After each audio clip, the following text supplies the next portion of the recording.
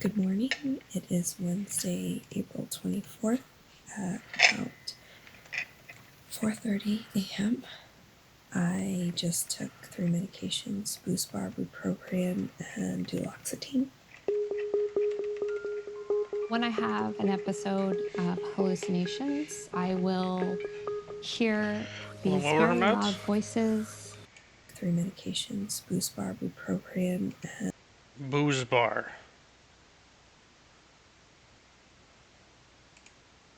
Duloxetine. I just took 3 medications, BoostBar, Bupropion. BuzzBar. Busperone is what they call it.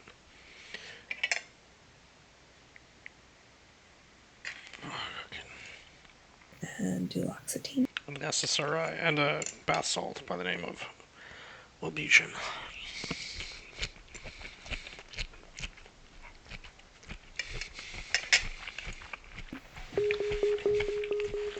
When I have an episode of hallucinations, I will hear these very loud voices very close to my ear. It's almost like a whisper, but it's loud. If I had to describe it, it was like if a shadow could yell. Feeling a little deflated. I'm really stressed out.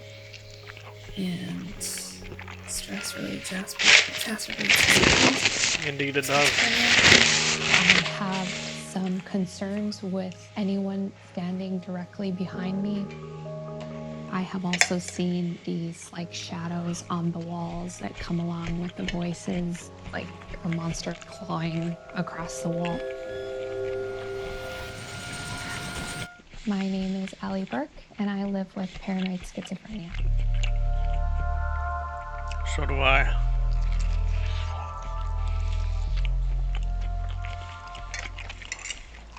The mornings are hard, especially, during the week. I mean, it's hard for anyone to get up at 4 o'clock in the morning.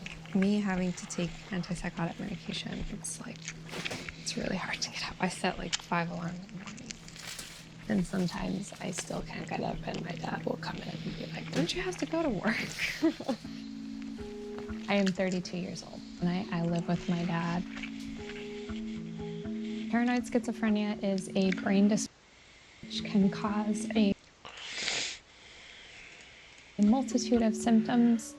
The way that it manifests with me is paranoia. I am afraid of being poisoned. So I have some concerns with, anyone like standing directly behind me, being too close to me, and also leaving my drink down where I can't see it. So that is an everyday thing for me, even with medication. Something that the medication has helped me with is the hallucinations, such as the voices and the shadows that I see. I do, on occasion, still hear voices. It's in a language that I can't understand, and there's another voice that tells me that I'm useless and worthless and not worth anything, and that I should just quit and give up everything that I do. So I take these 3 medications in the morning. There are 2 antidepressants and 1 anti-anxiety. Me being tired is definitely a side effect of the antipsychotic medication that I take at night. My boyfriend and I are going to see a movie today. This morning, before the movie, I'm going to work on some stuff. I'm the senior VP of a nonprofit organization. Stigma Fighters essentially is a platform to give people with mental illnesses a voice. I do work a lot for the day job, and then I have my writing stuff, and I'm working on a couple projects right now with a couple other people with schizophrenia, so it's a lot. It's a lot to do, and not enough time in the day.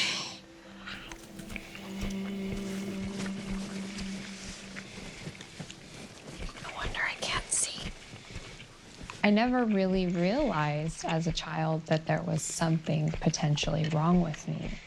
I just thought that's one of those scary things that you have to deal with when you go to bed at night. The monsters come out, and that's really how I looked at it.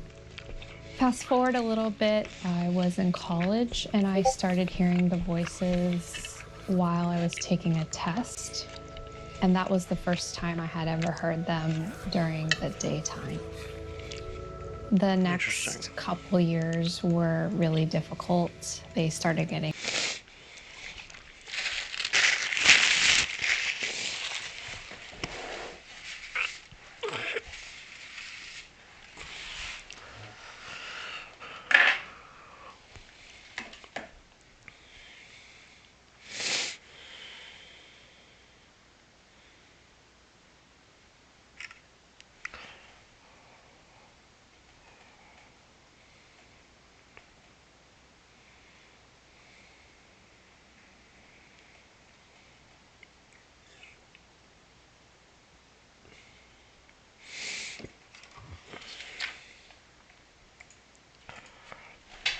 And it's all frozen stuff.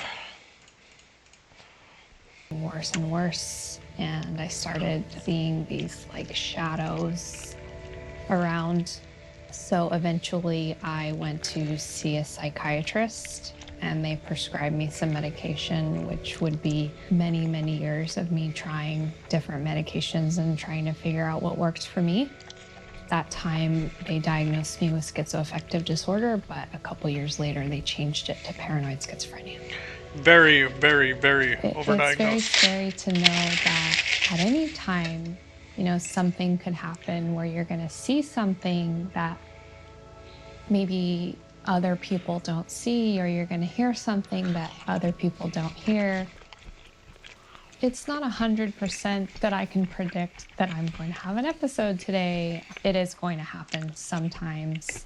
And that I think is just the nature of how the disorder affects me personally. But there are triggers that I have identified for myself, which includes like stress and feeling overwhelmed. I don't know how conclusive this is, but there's some information out there to suggest that smoking or vaping can reduce the side effects of antipsychotic medication. Some of them keeps you clozapine, calm. especially.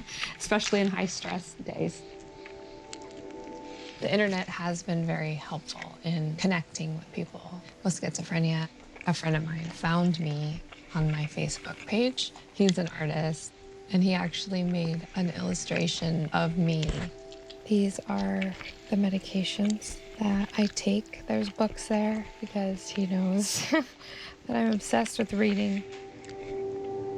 It was very difficult at first because I didn't have insurance. My first doctor was trying to work around that. And at the time, the medication that worked really well for me did not have a generic.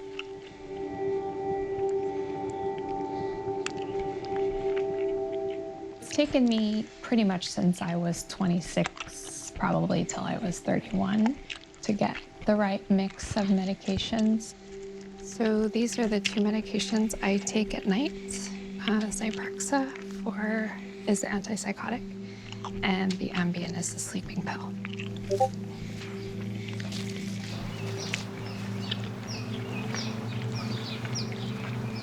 I do come out here a lot. I love the flowers. I grew up in this house, so it's a good environment for me. I have no idea what any of this stuff is, but it's all I love it. Come here. Come on. If I'm having like a bad day or I'm having some symptoms, I can just get close to the animals and they'll always be there. They love you unconditionally, no matter what you're going through. So come on, in or out? In or out? Okay, pick one.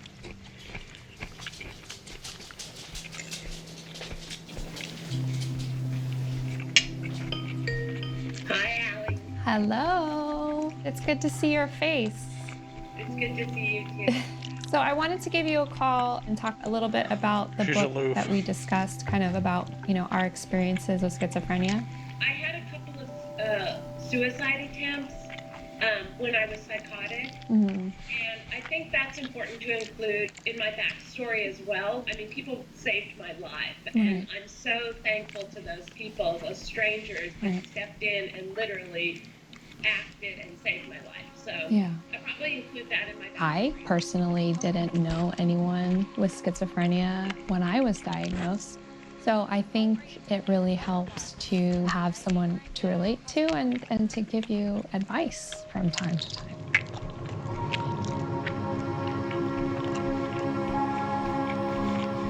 I'm going to my boyfriend's house. We were together for 2 years. We took some time apart because of how I was struggling with schizophrenia. He pays Schizophrenia is made attention up. and kind of knows when I'm having a hard time. So he is amazing.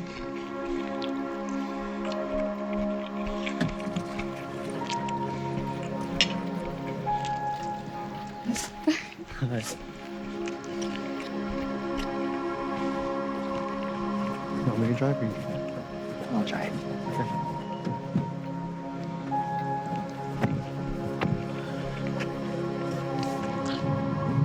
But we've Our never seen hallucinogens an Avenger actually movie once. together in the theater, have we?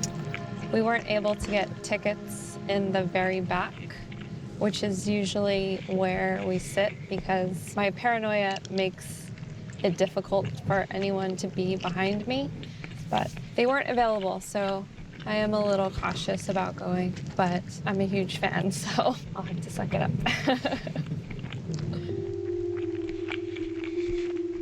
I was living with Delon. I was just really struggling with mental health.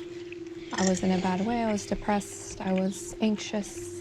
I didn't feel as if I was in a position to support him in a relationship. So I said I'm going to move in with my dad and see how that goes. And of course, we found each other again about 5 months ago, and it's been absolutely amazing. Spend every moment we can with each other. So I do sometimes regret leaving, but at the same time, in the state of health that I am in now, I really feel that it was the right thing to do, both for me and for him. Do you know what you want to get? What are you getting? Check this out. I know, you didn't know they had that here? So when I walk into a restaurant that's, kind of busy, for example, I would usually look for a table like this, which I think is very lucky today because you can't always find them. It's fear, really, that someone is trying to harm me. Someone is standing behind me trying to harm me. God, it And fucking it's funny sucks. because yesterday that she was telling me that I was good with making sure that she gets a booth or something against the wall. She said I'm good with it, but actually, to be honest, it comes naturally. Okay. I know it's not rational for me to not want to look away from my drink in a restaurant, but I can't shake it. That's just how it is. Thank you so much.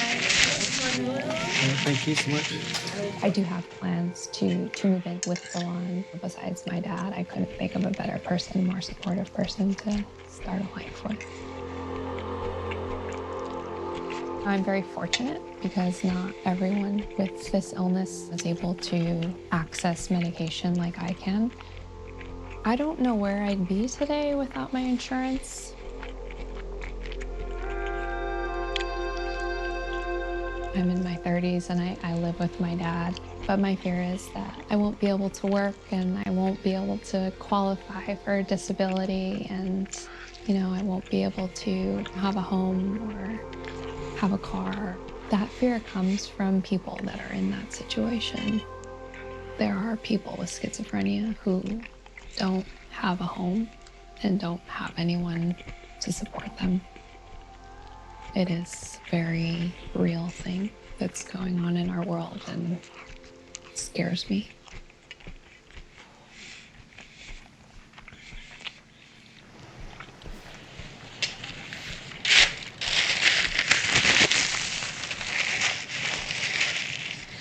What do you mean by appropriate treatment? That's such a freaking buzzword.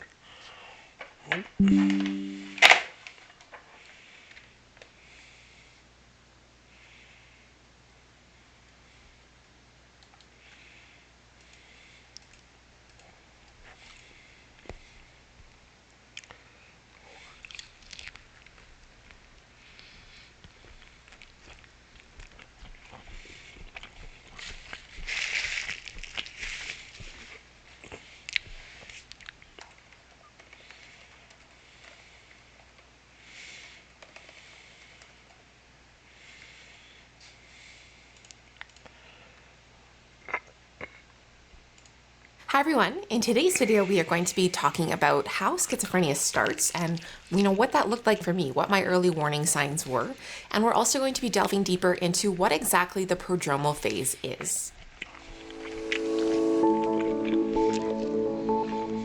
Welcome back to the Living Well with Schizophrenia channel. If you're new here, my name is Lauren and I make videos about what it's like to live with schizoaffective disorder or schizophrenia. And if you would like to see more videos like this one, make sure to subscribe to our channel.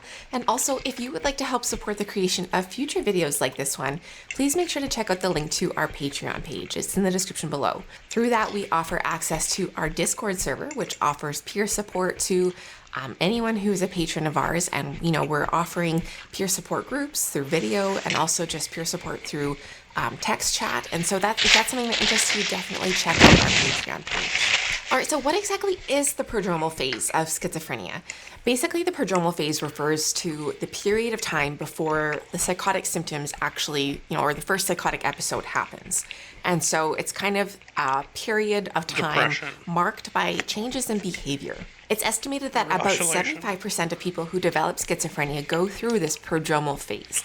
And so that's quite a high number of people who end up developing schizophrenia that experience this period of change in behavior. And it can last anywhere from a few weeks to over years of time. So I'm going to go over some of the signs and symptoms that may characterize the prodromal phase of schizophrenia.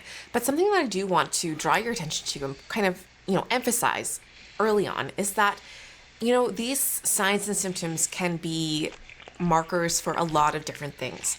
Just because you're experiencing the signs that I'm going to go over about the prodromal phase does not mean that you are going to develop schizophrenia. It can be an early indicator of a multitude of different mental illnesses, such as depression, anxiety, bipolar, or it can be, warning signs for other health issues. And so it's really important that if you are identifying with any of the signs or symptoms that I'm going to be going over in this video, to bring it up with your doctor and to have a conversation about what could potentially be going on, but to not jump to conclusions that you are going to develop schizophrenia, because that's just it's not a cause and effect sort of thing. The prodromal phase of schizophrenia does not happen to everyone who develops schizophrenia.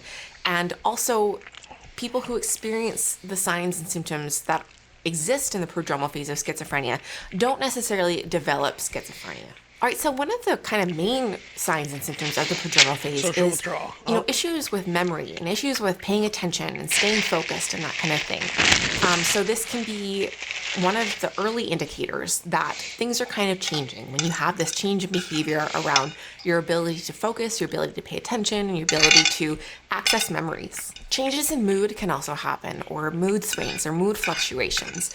Depression may be something that people experience during the prodromal stage, and even sometimes feelings of or thoughts of suicide. And so, this is a pretty serious one. It can be potentially serious. But again, just because you're experiencing depression or mood swings or whatnot does not mean that you're going to develop schizophrenia, but it is often a characteristic of the prodromal phase of schizophrenia. Another early warning sign is energy loss, or lack of energy to do things that you used to do. Also, sleep disturbances may crop up.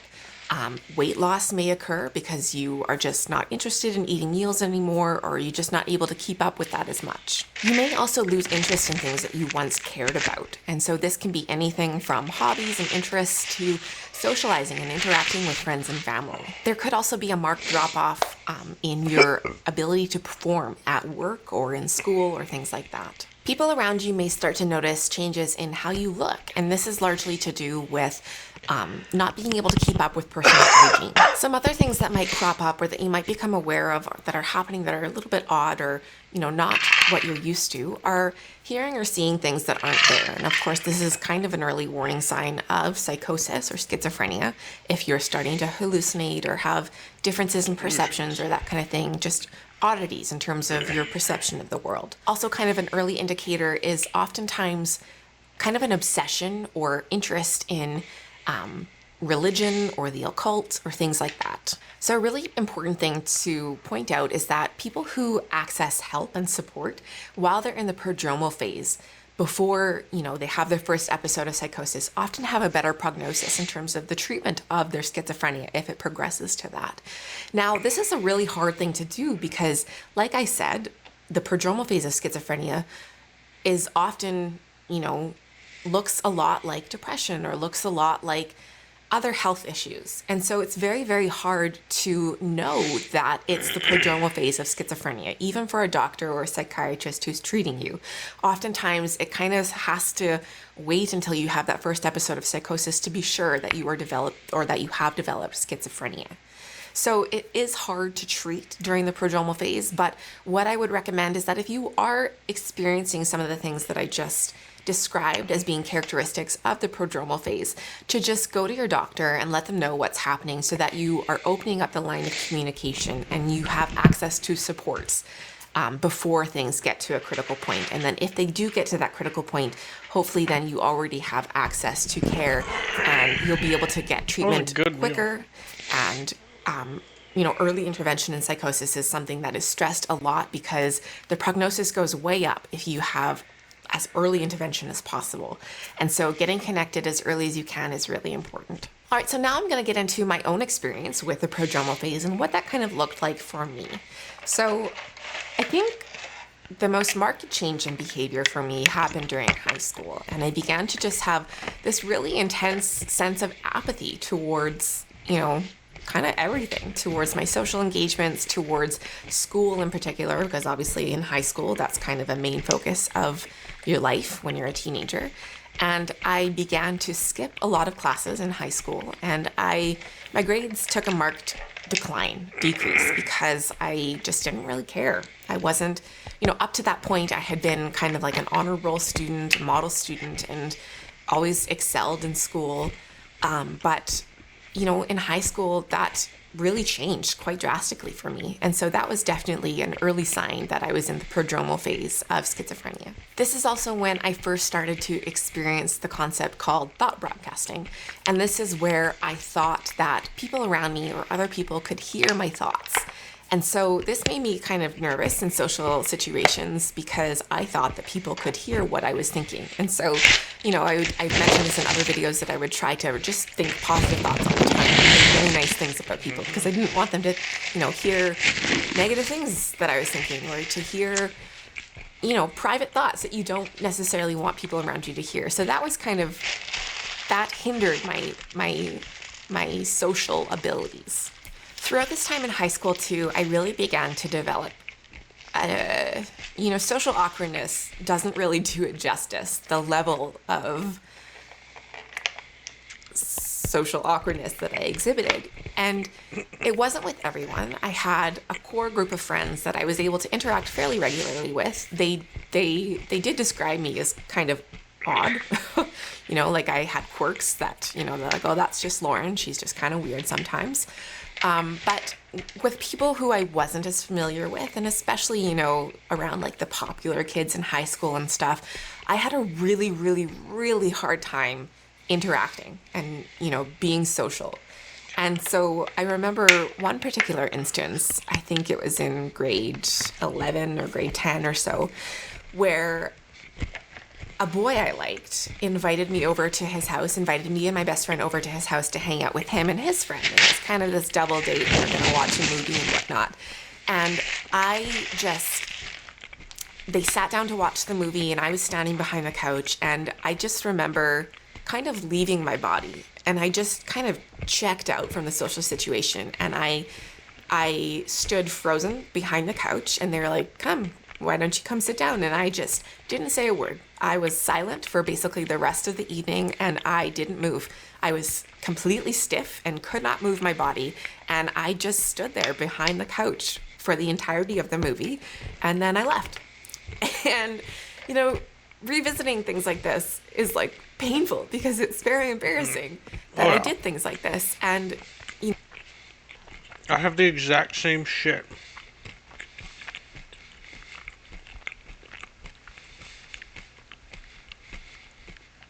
Anything to do with my illness, I just see as such immense shame. Like I feel it hardcore.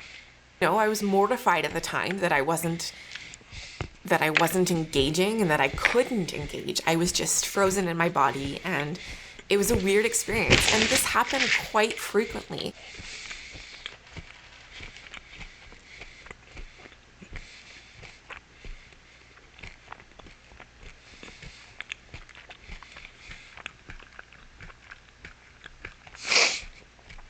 There was this girl I liked.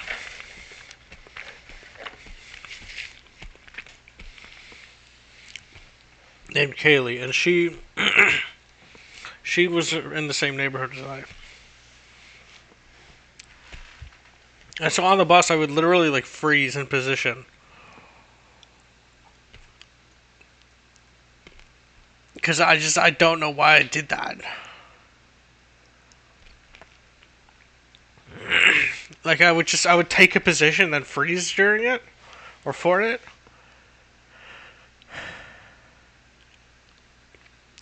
Instead of just like talking to her.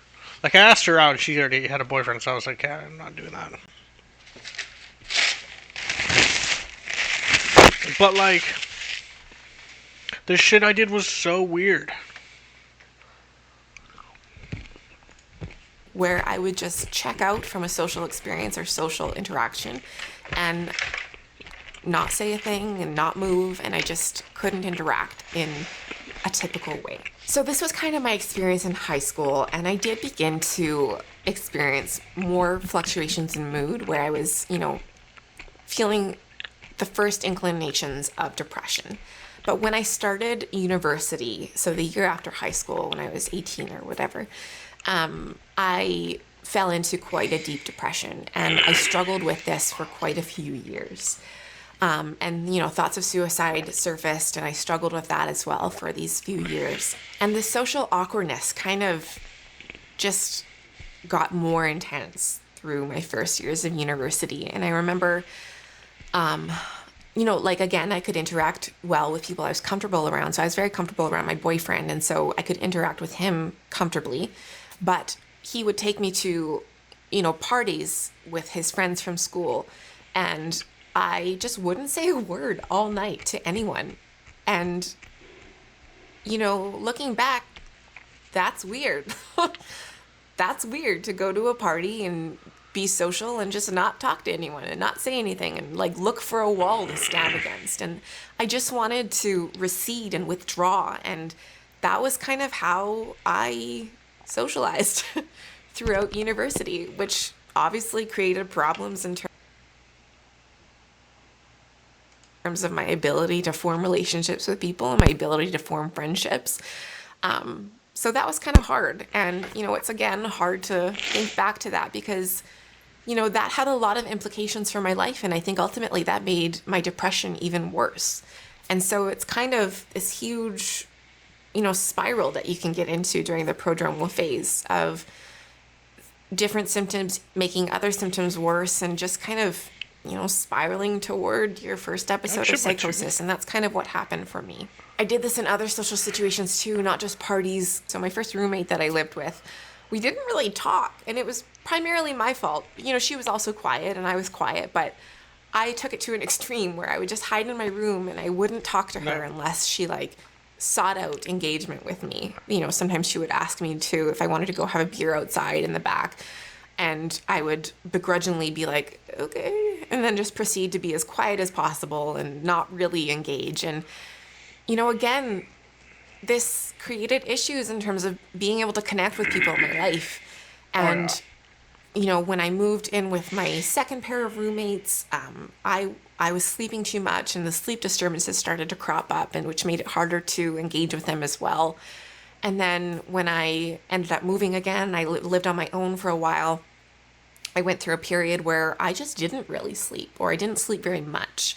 And I would stay up all night. I had oddities in my behavior. I would set up, I had a bedroom in my apartment where I lived alone, but I would set up a makeshift bed on the floor of my living room and just camp out there overnight so that I didn't have to go to bed, and I would just camp out there and either watch TV or play games or read or whatever. But it was kind of weird, looking back, that I just stayed up all night and tried to occupy myself with things. When I lived alone, this is also when my eating disorder started to flourish. And I talked about this in the addiction video. We can link to that below. Everything that was kind of happening during this prodromal phase and the snowballing towards developing schizoaffective disorder was really, really hard on me. And so I turned to disordered eating and, being meticulous in that realm of my life in order to deal with everything that was going on. And it was really just essentially a maladaptive coping strategy to deal with all these other things that was going on, the depression, the social awkwardness, and, all these other things that were going on and culminating in the development of schizoaffective disorder. During these first years of university, I also developed a bit of an obsession with religion. And I really, really wanted to find a religion that spoke to me. And so I did a lot of research into a lot of different, sects or branches of religion. And I went to a few churches and got a little lost in exploring that for a little while. That didn't last too long because I kind of got scared away by an intense experience going to one of the churches. But that, that's another early warning sign, is kind of infatuation with religion and with things like the occult and things like that. I also was slipping in terms of my performance in school during my first couple years of university. I wasn't doing very well. And, it's not really that surprising because I still had that huge sense of apathy that I had in high school. And so it's very hard to engage in university, even though I was taking classes that I thought I liked and thought I cared about. I just I couldn't connect with things that I used to care about.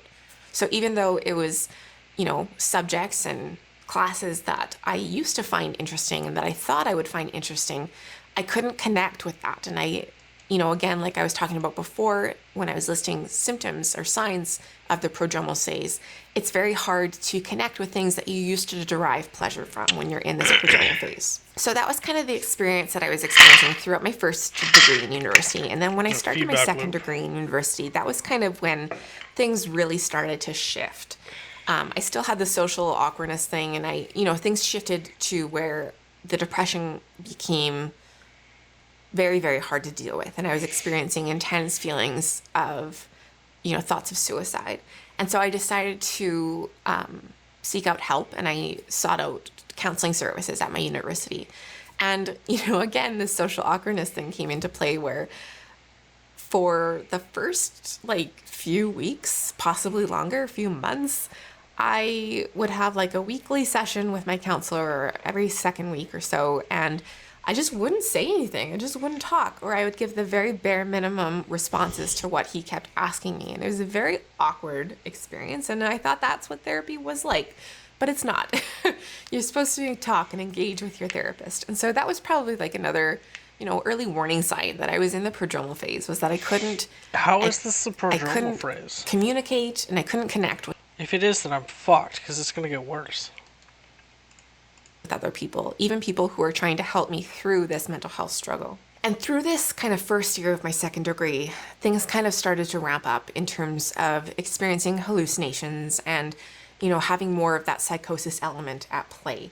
So I began to have olfactory hallucinations where I would smell these really, really terrible smells. I thought that I stunk most of the time. I thought it was really awful BO mixed with something putrid, and it was hard. It made me even more awkward in social situations because I thought that everyone was smelling me and thinking I smelled awful, or, it was just causing me stress, and I was just smelling awful things everywhere I went. I also began to hear my name spoken aloud when I was, in crowded places or... Oh, that reminds me of Greg Campout.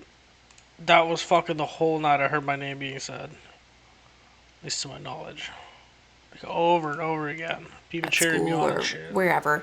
Which obviously I would just brush off thinking, oh, there's probably someone else named Lauren around here who someone else was calling, and it's nothing. But then that kind of started to happen when I was alone too, and it became harder to brush off. But I still did brush it off, thinking that my imagination was just overactive and overfiring, and it's fine. I brushed it off, thinking that it wasn't really anything.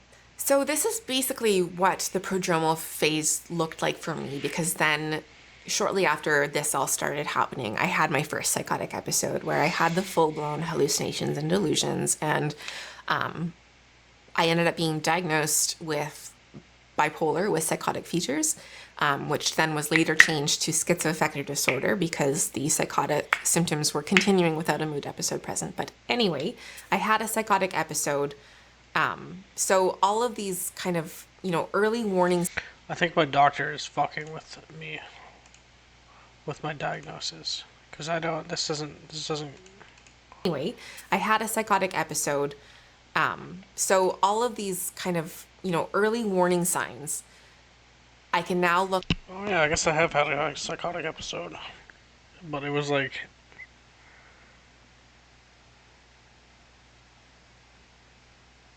It was until August 30th. No, it was until December. It was about a year long. About a year long and 3 days. Back on and think, oh yeah, that made sense, that this was all building and building and building I questioned my diagnosis. up until my Occasionally, and I psychotic can't fucking episode. poke a hole in it. However, when you're going through this, it's very confusing and hard to put together that something is building. And so, that is why, again, I just want to encourage you to, if you are noticing changes in your behavior or changes like Can't do it. If you come to a fucking psychiatrist and be like, I have schizophrenia, they will tell you to leave.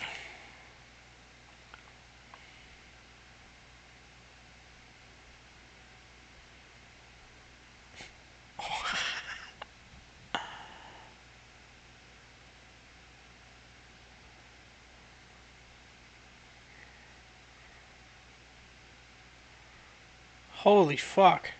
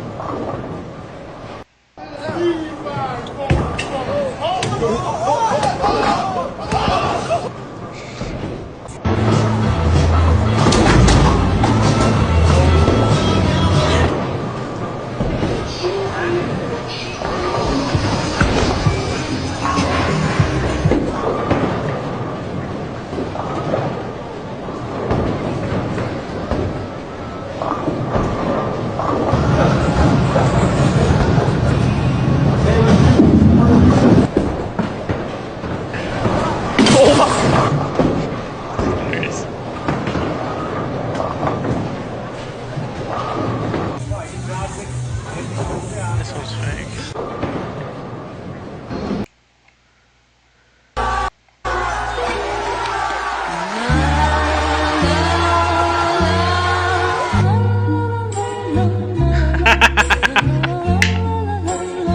That's perfect.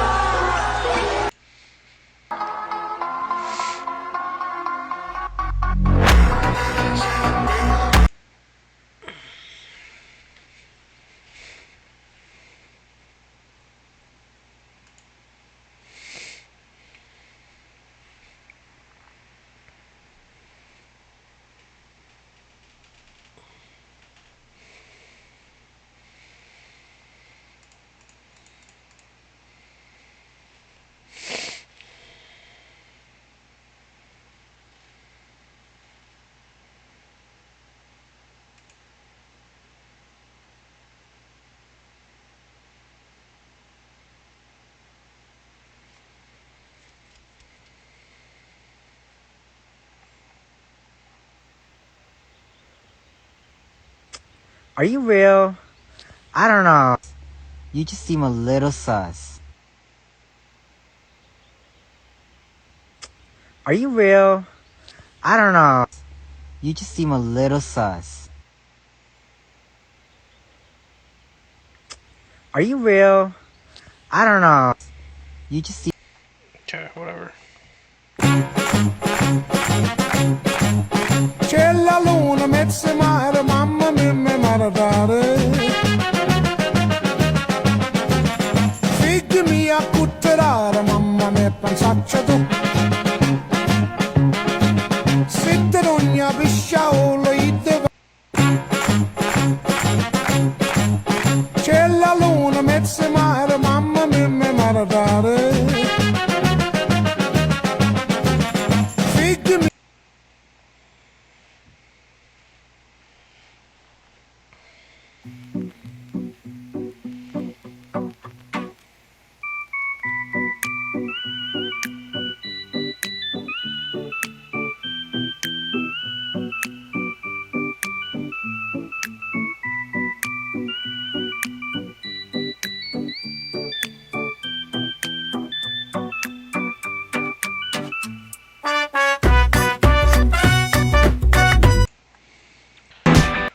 dokie.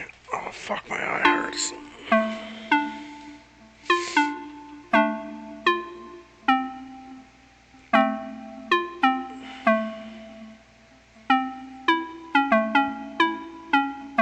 Oh, no.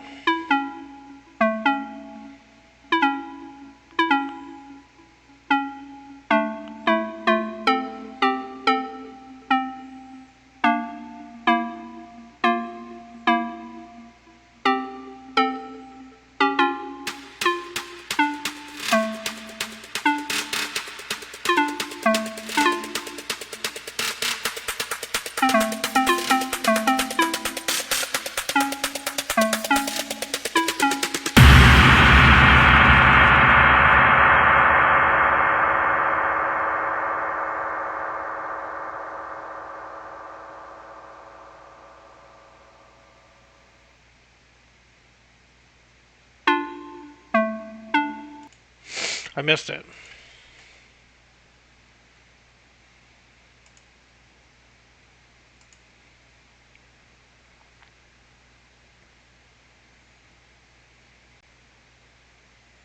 It's a fucking 30-minute video, Brog.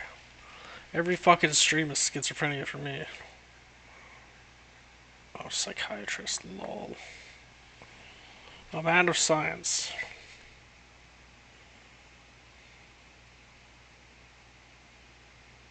He's got the nervous tic disorder. That's probably akathisia from the meds.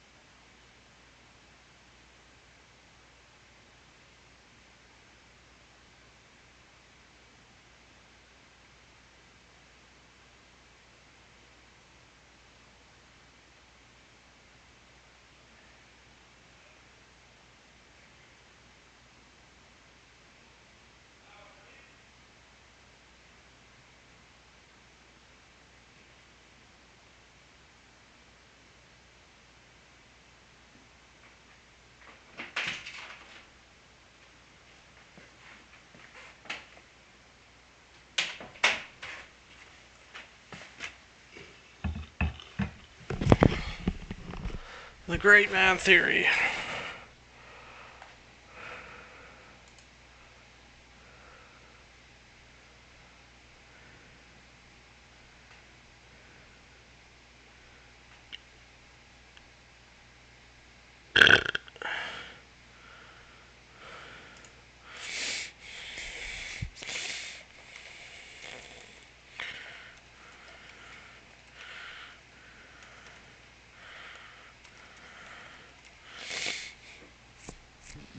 I got it logged, my Brock. Oh, that's not nice. It's only gay. Why you have to be mad?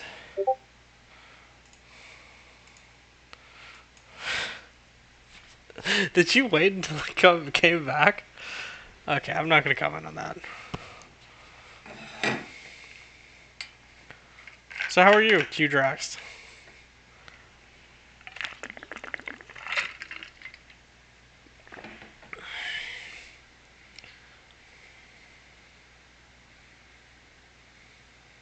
Oh yeah, you're a big fan, eh? Big long-time fan.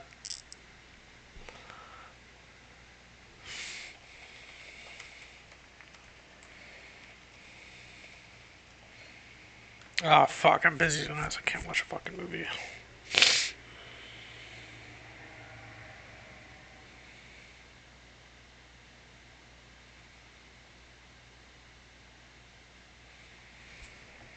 How are you, Q-Drax?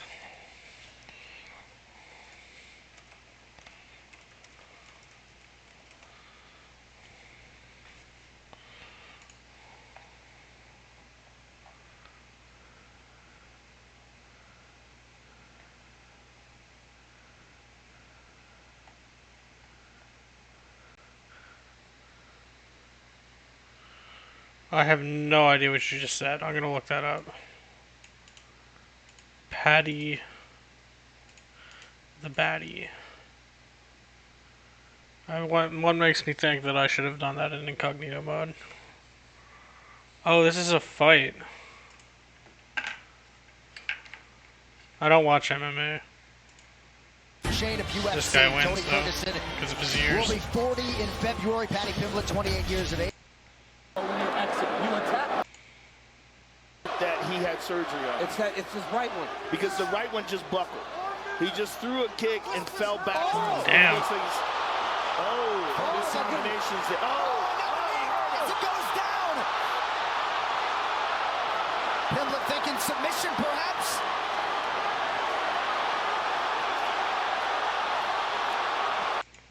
Who won? Patty the Batty. Yeah, he's gonna hold it down. This guy's a champ. Did you see that combo? Wombo combo, brother. He hits his own leg there. Fucking, that's hilarious.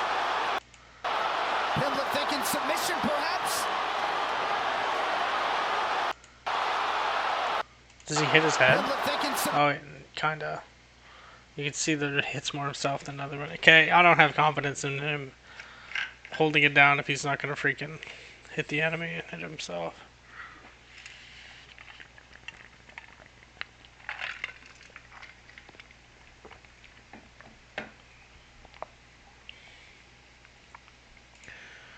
Oh shit, that's that's a good catch, my man. Holy shit. What is he doing?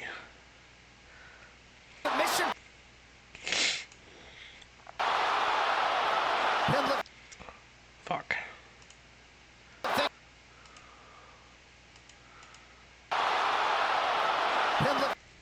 Fuck.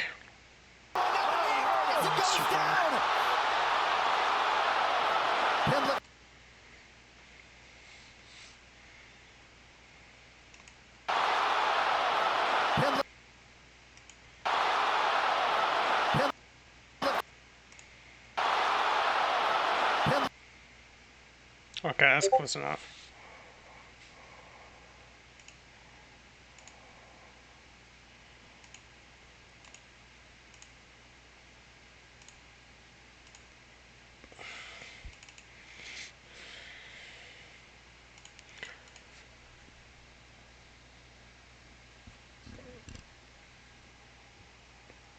I'm sorry my stream is just... Oh shit. Good night, Dad.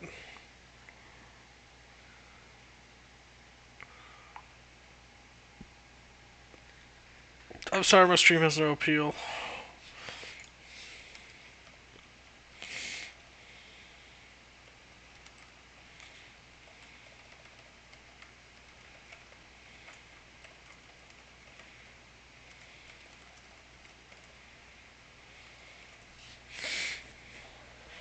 It's got that mustache appeal, bro. That's all. That's what it's all about, honestly.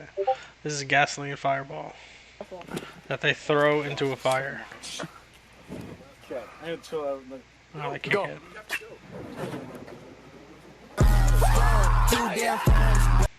What the fuck? This is not why women live longer than men. That was barely risky. He had fucking mittens on, basically.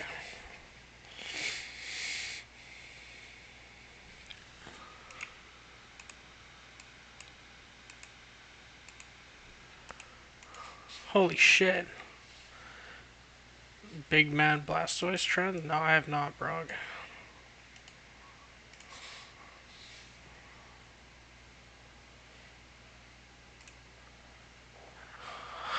That's fucking...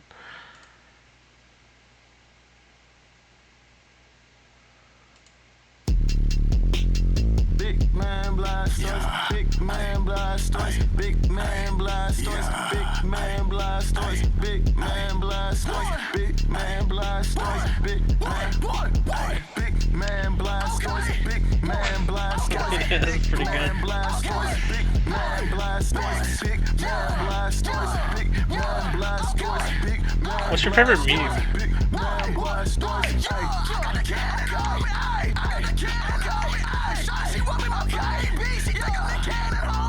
goes in the bitch like that.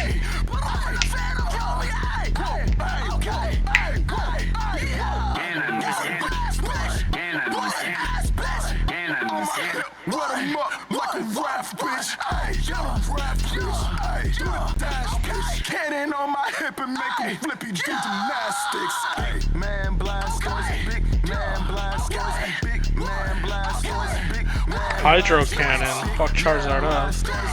Big man Blastoise, big man Blastoise, big man Blastoise, big man Blastoise, big man Blastoise, big man Blastoise, big man Blastoise, big man Blastoise, big man Mewtwo. Big man Blastoise, big man Blastoise. Ay.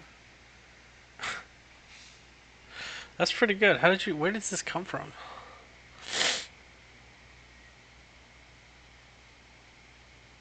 I'm always... Do you play... I assume you play Pokemon. What's your starter type? I don't know, like Season 10 or whatever they're on right now, Gen 10. If it's still the... Oh, really?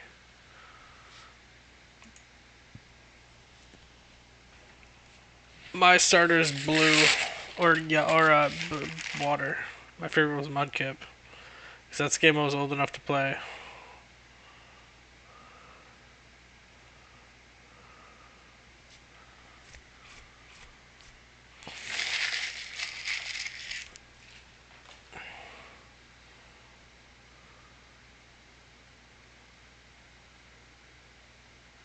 This isn't a thing, right? Fuecoco? Oh my lord. They recycled Mudkip.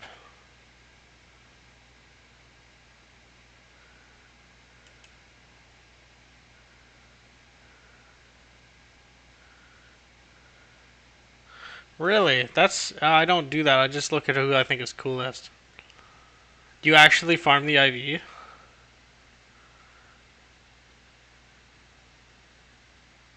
Holy fuck. That's awesome. Let me actually... I'm not an IV Pokemon. So you don't use Star Candy then, eh? Oh no, I'm thinking of... what the fuck am I thinking of? I don't try and capture every single Pokemon. I look up some of the Pokemon. I should actually stop doing that. Last time I did a Pokemon game was a long time ago. But basically, I would... DV is what I'm thinking of. I would literally only have in my 6-person Pokemon team 3 evolution Pokemon, because then I can see them go through the stages. And it's really satisfying for me to do that. You know, it's like having kids. You just want your Pokemon kids to go through all their evolutions. And then they just trounce people at the end. Or Eevee.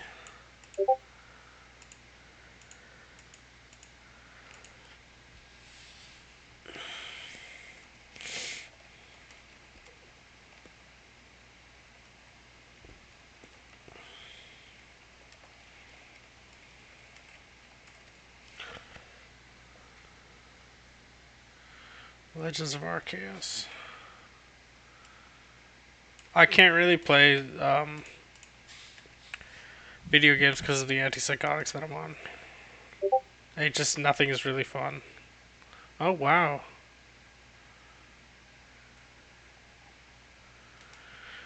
What type of game is this? Action role-playing game by Game Freak.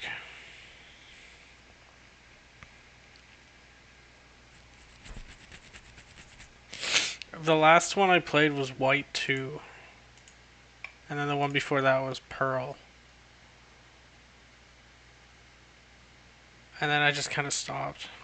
Not because of the antipsychotics, just because I lost interest in the Pokemon series.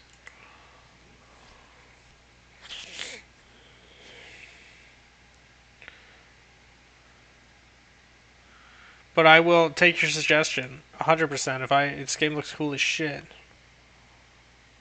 Oh, it's still the turn-based.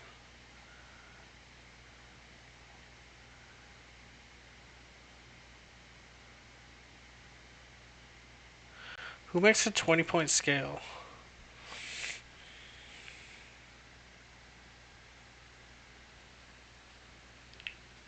That's an interesting mechanic. Keeps you on your toes, I guess. Neat.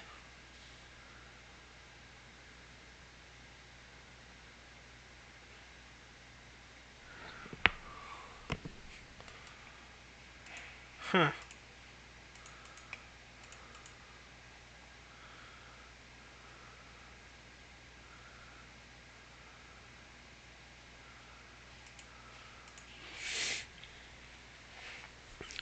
Have you played it? I assume you've played it. What makes it so good?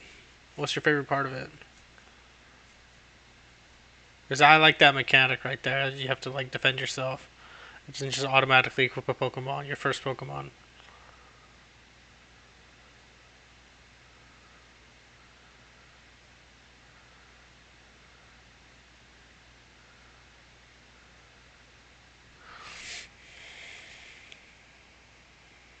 The fuck is Dallas Buyers Club?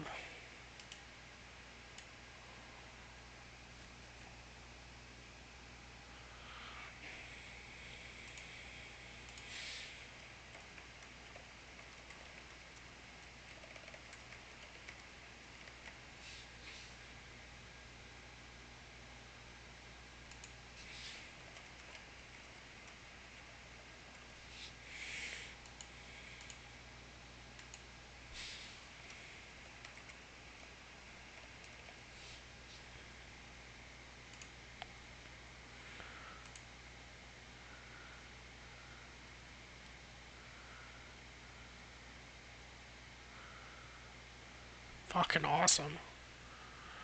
I was never into the whole catch every single Pokemon. Maybe the cool ones I caught, like the rare ones. Because I just thought it was way too tedious, but maybe I was just playing it wrong. That sounds legit awesome, Brog. I say Brog because I move away from the mic so I can breathe. Okay.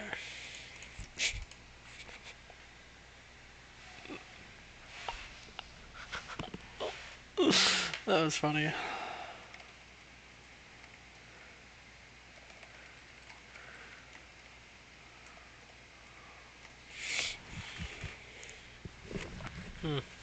You played KOTOR? KOTOR is my favorite video game, hands down.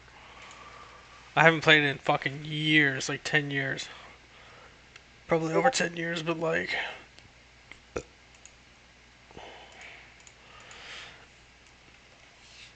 It's just such... It's BioWare made it, same developers as Mass Effect and Dragon's Dog Dragon. Oh, fuck, bro. This game is fucking phenomenal. It's an old as shit game. 1999, I believe, or 2001 or something like that. Not in between. And it is fucking so good. 2003 even. I was wrong completely. But Switch has it because it released. This game is fucking crazy. It is the deepest story game you will ever play. Probably. Hopefully. Actually not hopefully, because then nothing will beat it. But if you like BioWare, yeah, this game is the shit, bro.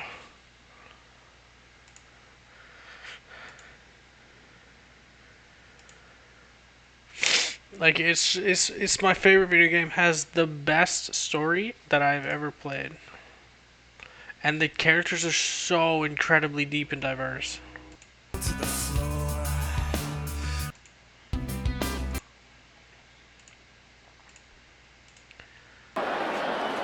Bippity boppity, hold the metal to the faceity. Also, the improvement of Paddy Pimblett. He just looks way better. I mean, in this time off, he's been working. Oh, but Tony's nasty off his back with elbows and with triangles. That's how he won the Interim Championship over Kevin Lee.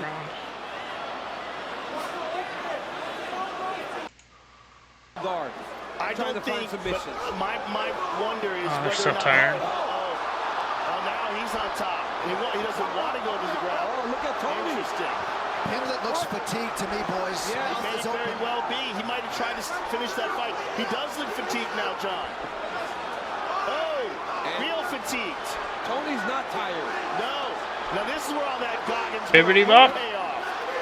Dean Thomas, talk to us. Not only is he fatigued, but I think he's He goes for red here. Oh, he fucks up. As you can see, he's holding his head up as if he's trying to keep his nose stable.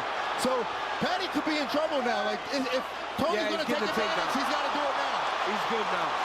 Because Tony's going to be okay here. Tony.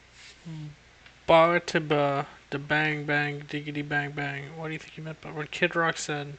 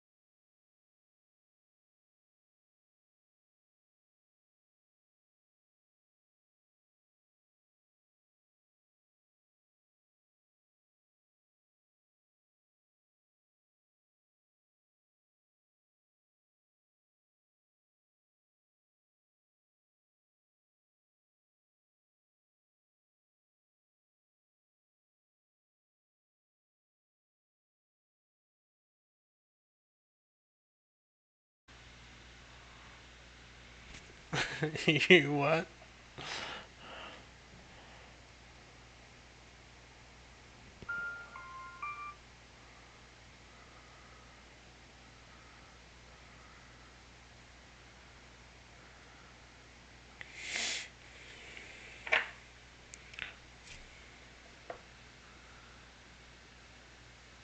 Yeah, I know of a guy. He got manslaughter charged because he hit somebody. They fell and died. He got NCRMD for it. I don't know if you know what NCRMD is. It's NGRI, which means criminally insane. The guy is fucking. He's Aboriginal, so they only get into the system by being incredibly sick. Which is a shame because he's actually a really nice guy. He's just woefully paranoid. But yeah, I've never hurt somebody, hopefully, egregiously. In my street fights and jail fights. Jail fights, I know I didn't hurt them because I had no muscle, and yes, generally they are 20% of the inmate population with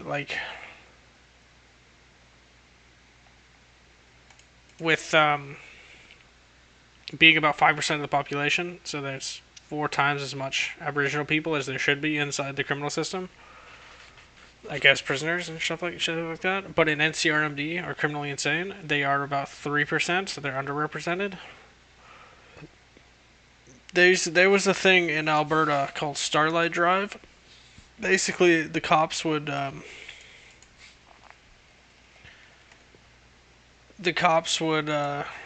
Starlight Tour, actually, not Starlight Drive.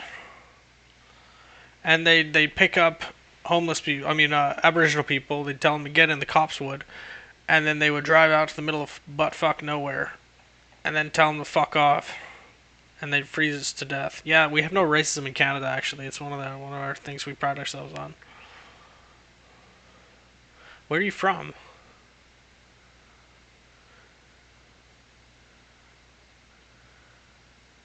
Oh, Saskatchewan, not Alberta.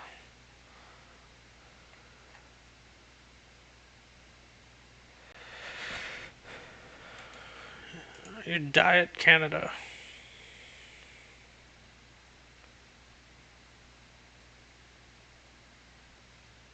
Minneapolis.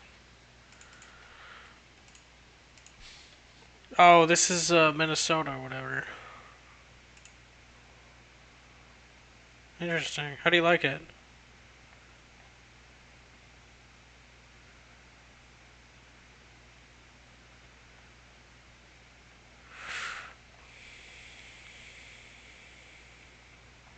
Do you guys have a lot of Aboriginal people in Minnesota?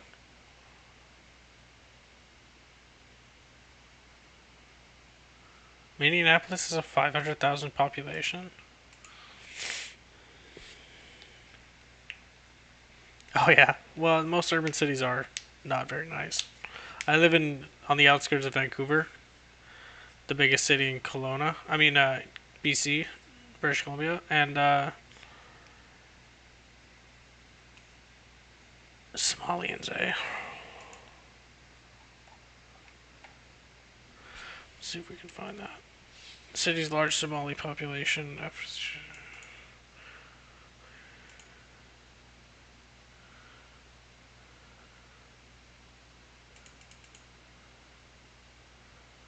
Huh. Aboriginal people are just like everybody else. Race is skin deep.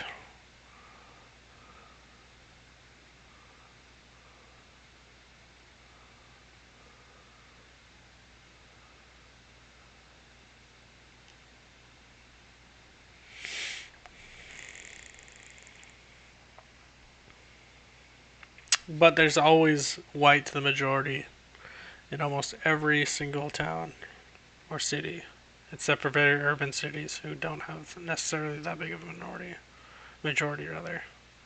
It is a plurality though, always.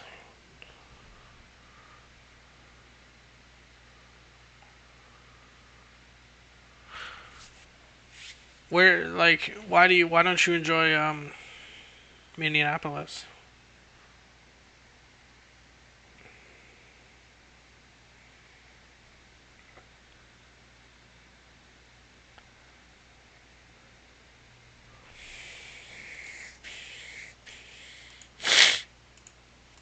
The midnight glances and the topless dancers, the gander freaks, the 40s and the chicks with beepers, the northern lights and the southern comfort, and it don't even matter if your veins are punctured. Oh, yeah, that's good that they're Muslim. That's my favorite religion.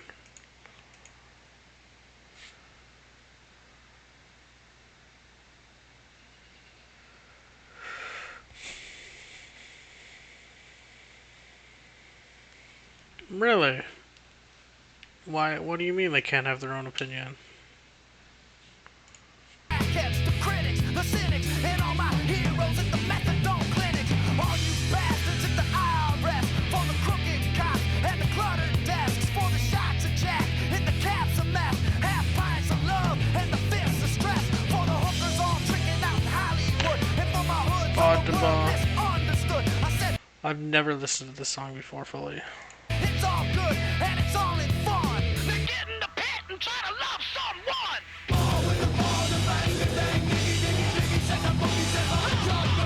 The model.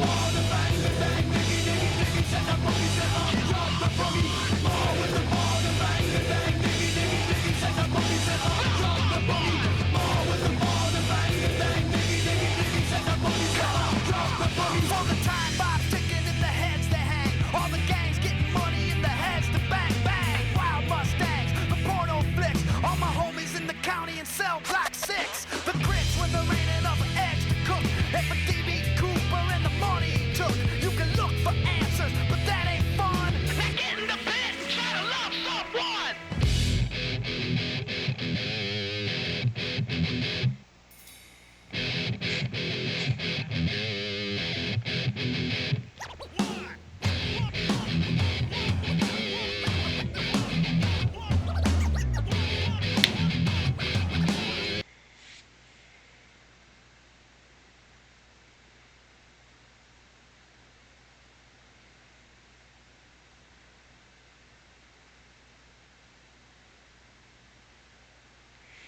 I don't know what the Second Amendment are, and I don't know what. Like, I'll search up the Second Amendment, but you gotta tell me what the ending the Department of Education is. I don't know what that means.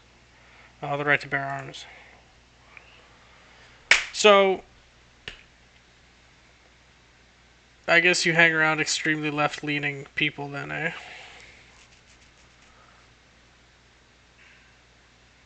It's interesting how people can get into groups and then just start, like, alienating people because of their beliefs. I don't understand why people can't be so tolerant. What is the Department of Education?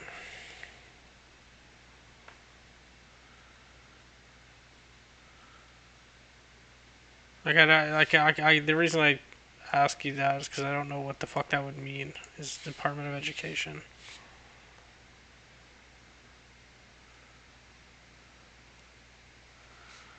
Is that just like the combined? This is a global or national thing?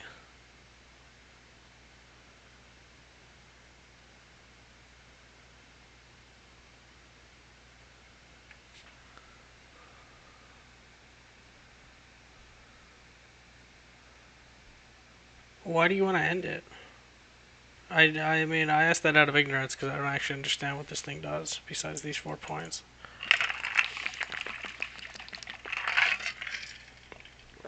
Do you want to make it private?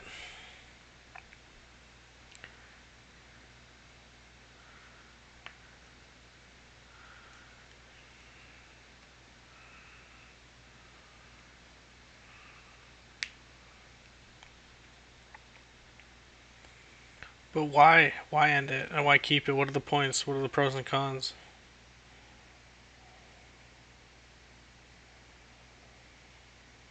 I hope you can excuse my ignorance. I don't actually look into politics or anything.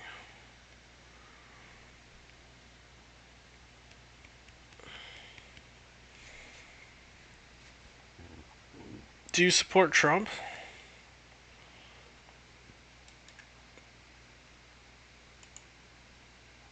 Yes, it's a public system.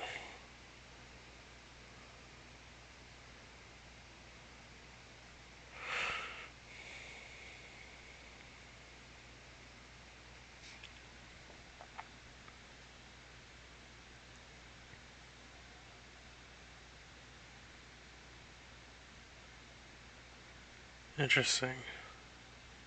So you put it on the Department of Education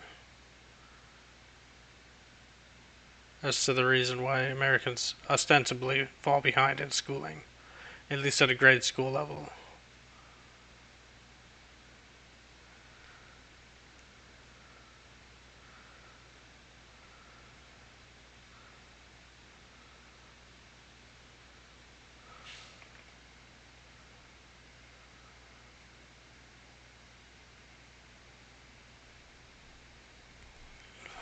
Fucking caffeine.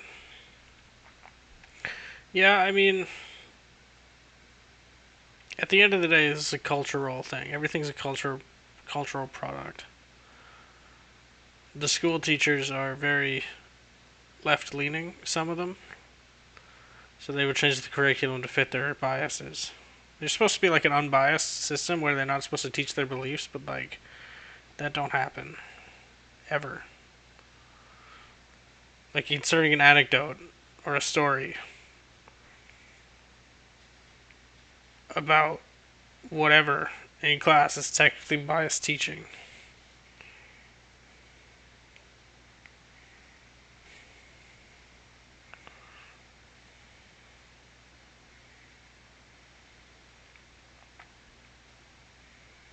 Oh, really? So it's a national, like it's purely national. There's no like...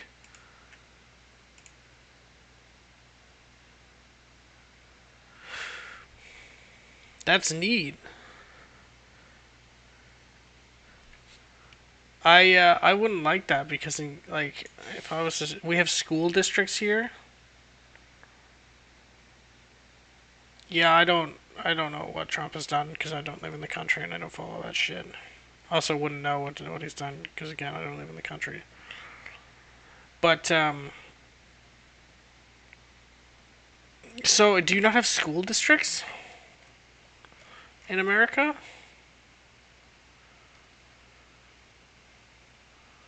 Where it gives you a curriculum?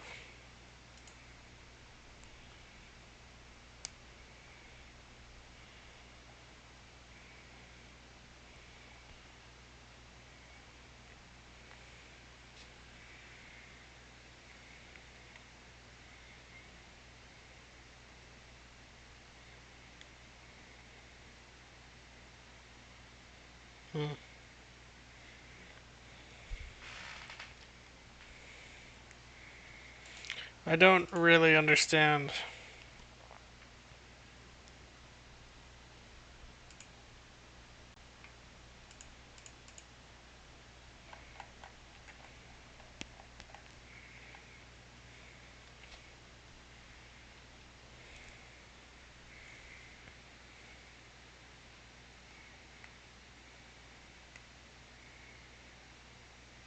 We don't have an equivalent, at least not to my knowledge, in Canada.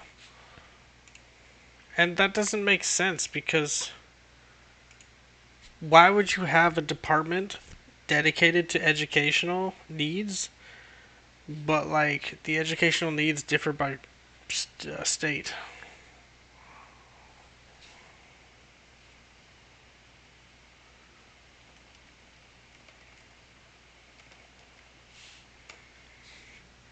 To my knowledge, we don't have this. Yeah, we don't have a federal department, is what I'm trying to say. Which makes sense. We have it all this. You guys are the United States of America. Why do you have the United One State faculty, like policy, whatever you want to call it? That doesn't make any sense.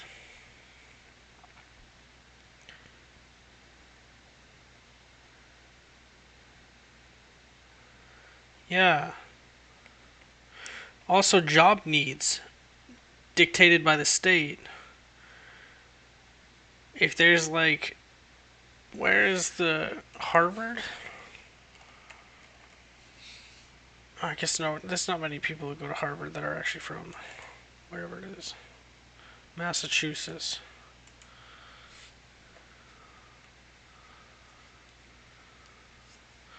Yeah, that's bizarre. No, that's actually the right choice to get rid of that. The Second Amendment, though, I do not agree with. I hope you don't hold that against me.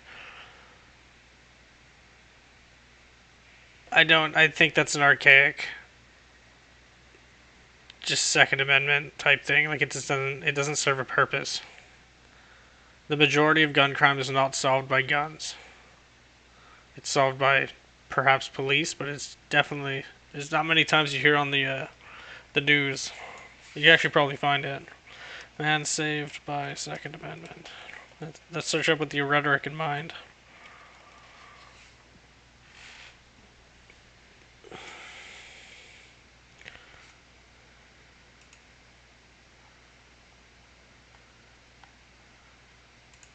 There's so many murders that go on because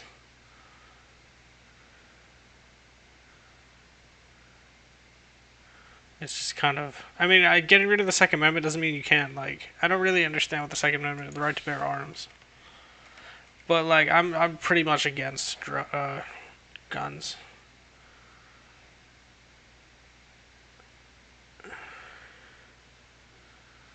I respect that. Well, I don't think they should get rid of guns either. I think they should just register them.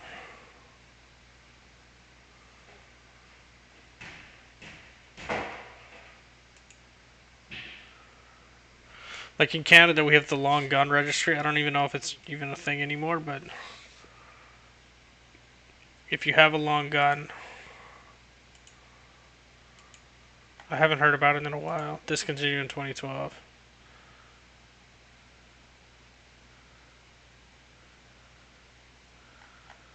Yeah, so Canada gun laws.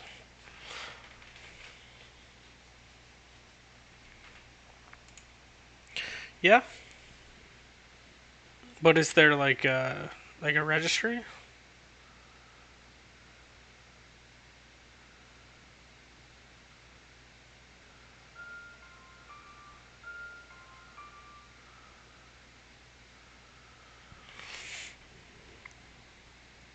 The right to bear arms is, I don't really understand the point of it. Besides just the social, economic, cultural status at the time. Where it was just kind of like, it was like dedicated to freedom and stuff like that. It's a cultural thing.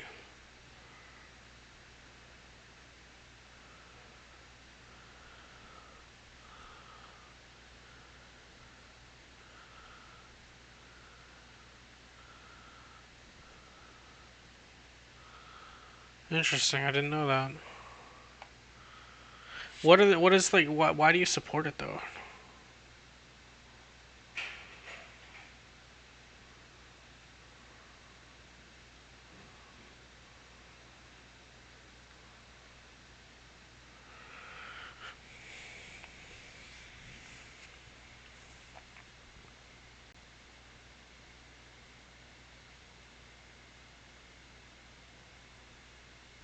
And this keeping Canadians safe from gun crime is completely politics speak.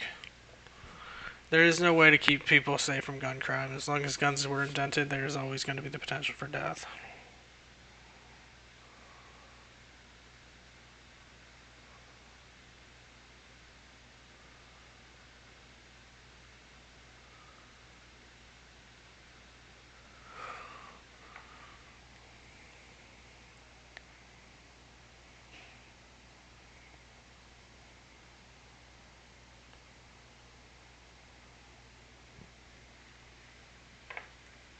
What is the second point?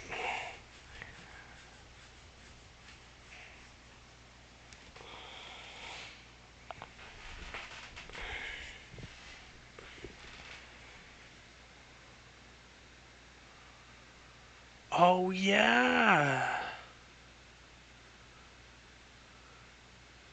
Yeah, the 3D printing, I heard about that from my friend who like got out of the game of like forgeries and shit like that. When 3D printing guns started popping off, so to speak. So yeah, 3D printed guns are like a huge thing because you just print the parts and then you just put it all together and bang, you have a gun. That's pretty neat, eh? That you could 3D print a gun and it works.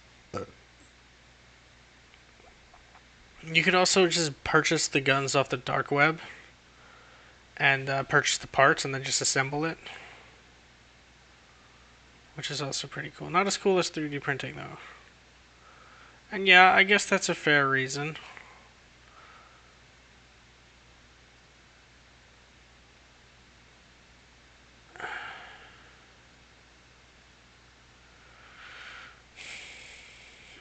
See, that's a cultural thing that you say that though, because you say you want to be able to defend yourself. If the country doesn't have guns, that's not a thing. Like in Canada, there's not many people who have guns. And the ones who do usually go out hunting with them.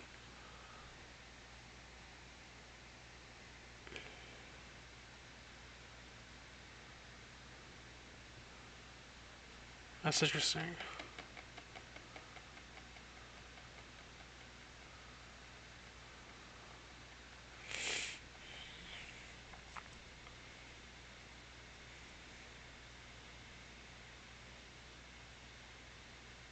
Have you ever been shot at?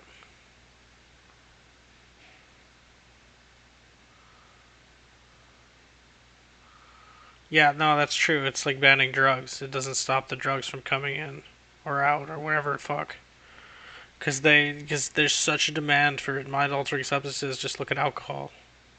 The most popular drug in the West. Not even the most popular drug overall. Actually, potentially is. Nicotine is higher. But also weed is very popular in some countries like India.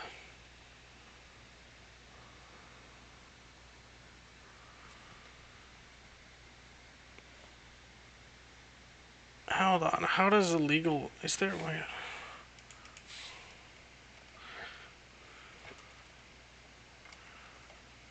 Whoops.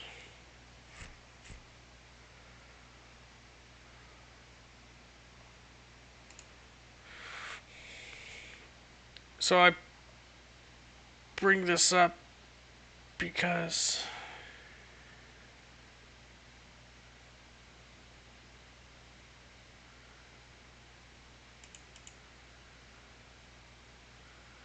they have a drink and it's like harm reduction called Bang.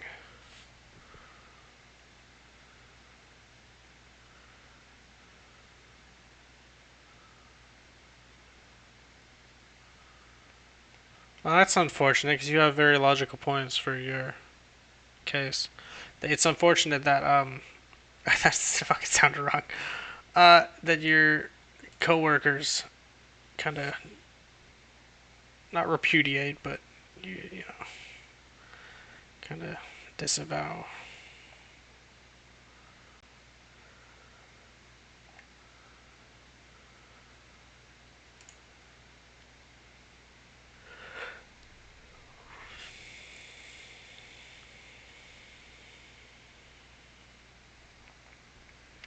That's crazy. How many people actually smoke weed and...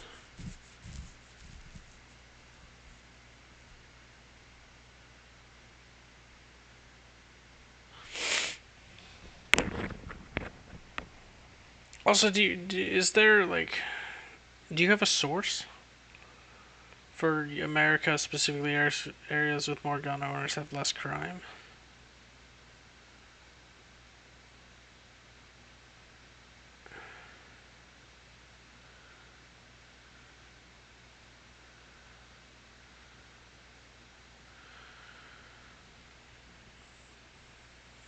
That doesn't necessarily mean that the gun holders were the ones doing that. If you try and make something illegal, there will be a black market surge of that product. And if there's a black market surge of it, it'll be illegally, like, there will be more crime. Naturally. because you've pushed the production of and sale of that thing into the underground. Which is what happened with drugs. Prohibition, even if you want to get alcohol involved in that argument. Al Capone, the only reason you know the name is because of Prohibition. He made a shit ton of money selling alcohol. He was a nobody before that.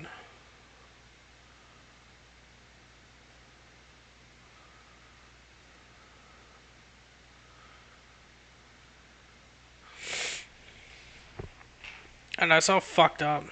The world's never going to be fixed. It's always going to have some fucking problem in it.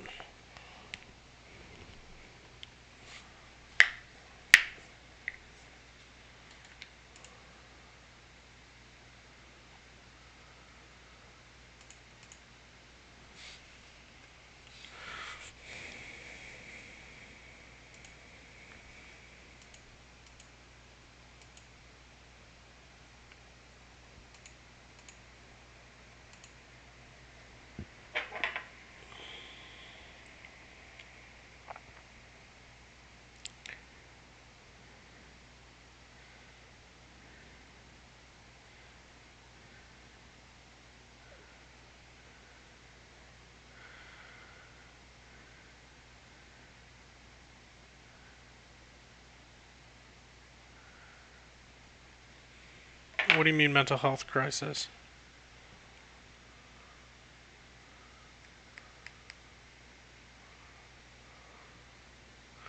I've talked to nurses, both inside a hospital as working with them, because I am actually schizophrenic, and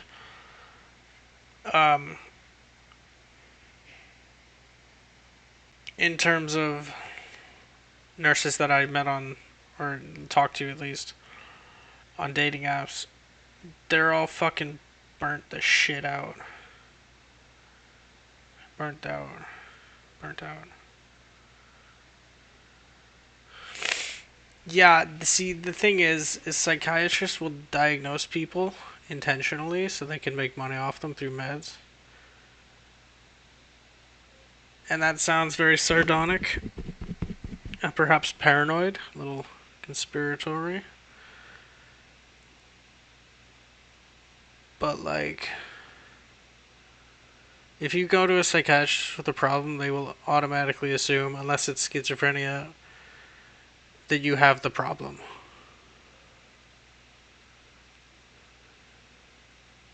Which makes logical sense.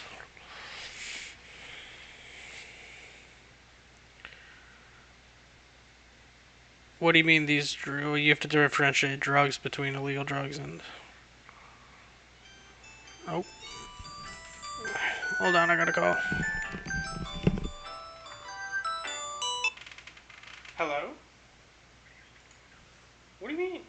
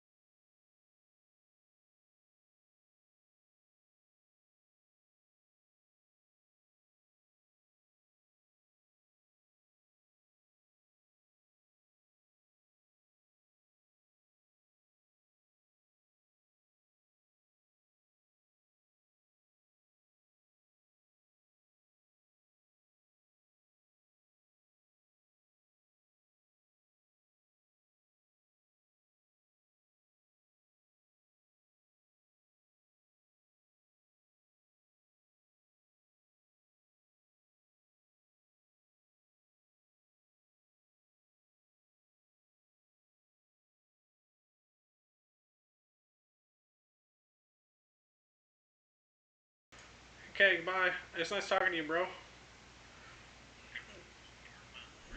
Shut up.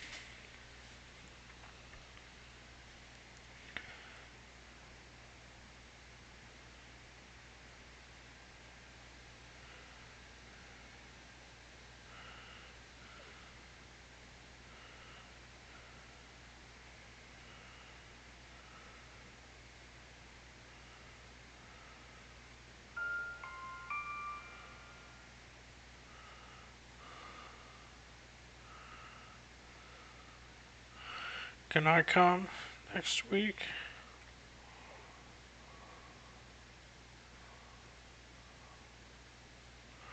I like that guy.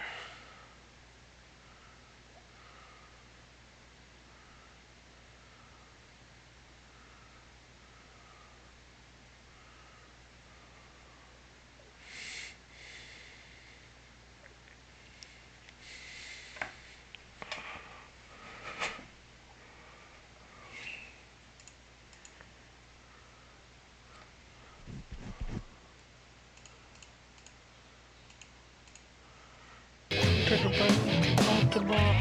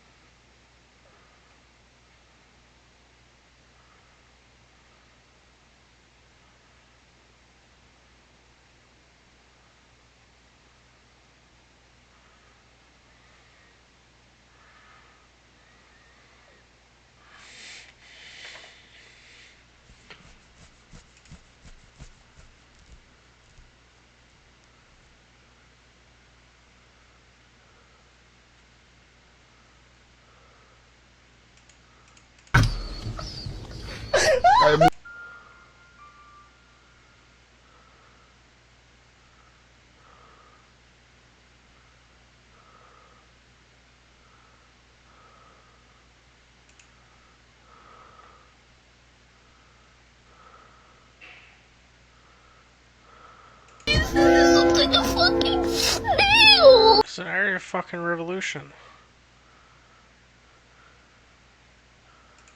What is a snail? Just get rid of his horn, bro. Is brother real? You're like an AI. Why do you look like this? You're too pretty to be real. Oh, you look so majestic! God damn! He's a majestic. Whoa, you're so beautiful. Are you real to do this? He's real. What?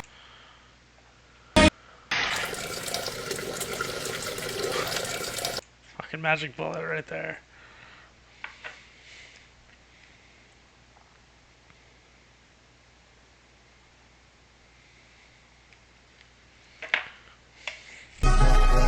Why are you so tall? So I was a huge baby, 60 centimeters.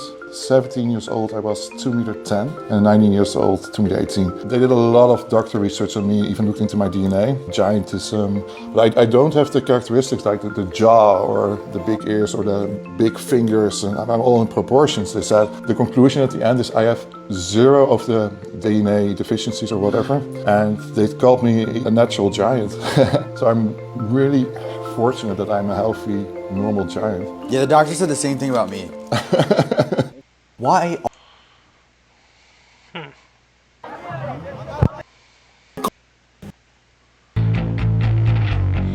I wanna breathe.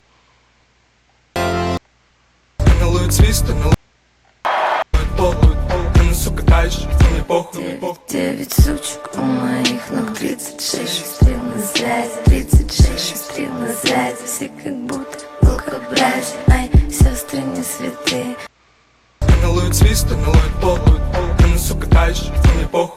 Девять сучек у моих ног, 36 шестрил. That's hilarious.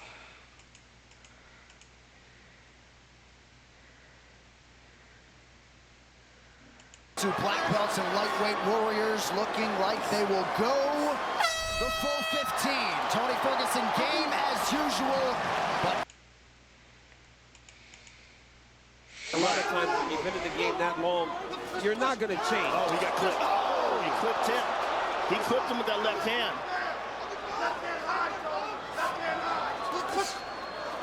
Oh, spin move. Wow, that was a big mistake. Ferguson is really welted early.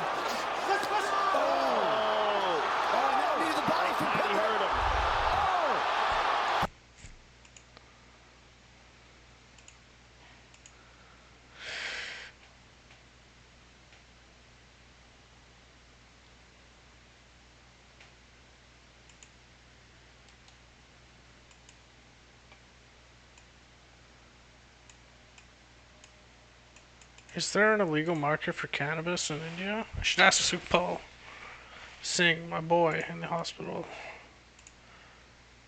I'm gonna ask him that.